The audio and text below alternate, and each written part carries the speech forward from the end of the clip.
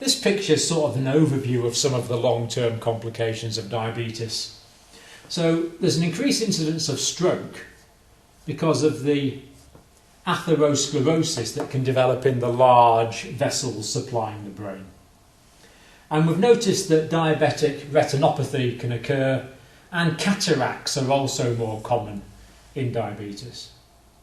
And unfortunately, we've noticed that atherosclerosis in the coronary arteries means that ischemic heart disease leading to such complications as myocardial infarction is actually the most common cause of death in diabetes.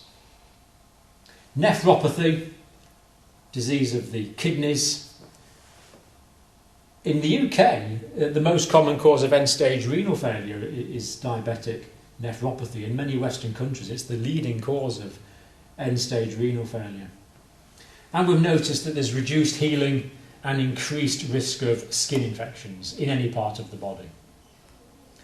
Atheroma in the large arteries can lead to peripheral vascular disease. If these vessels here are partly blocked off, you can see there's going to be less blood going to all of the leg. Impotence is a complication of the autonomic neuropathy. Microvascular disease, as we've noticed, is going to affect the eyes, the kidneys, and it can affect the small nerves, the peripheral nerves in the leg, leading to neuropathy. Ulcers are a possibility. Ischemic ulcers can develop in the leg, and neuropathic ulcers can develop in the feet, as we've noticed under the callus. Not always under callus, but very often under callus, leading to areas of infection. If it's bad enough, that can lead to frank gangrene, where there's total ischemia of the distal tissues and they go black. Peripheral neuropathy, we've noted. Vaginal and urinary infections.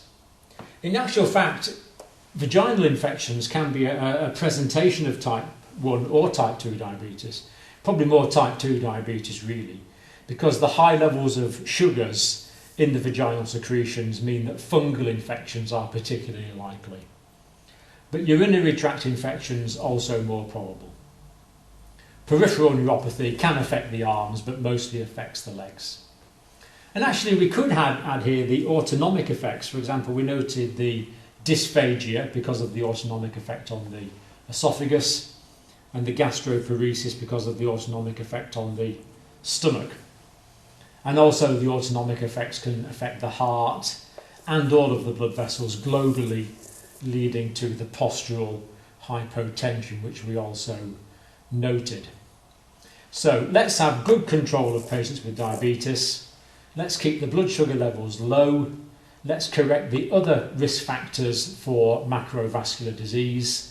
And let's keep these patients as healthy as we can for as long as we can by establishing and maintaining good glycemic control and treating other risk factors such as hypertension and hyperlipidemia.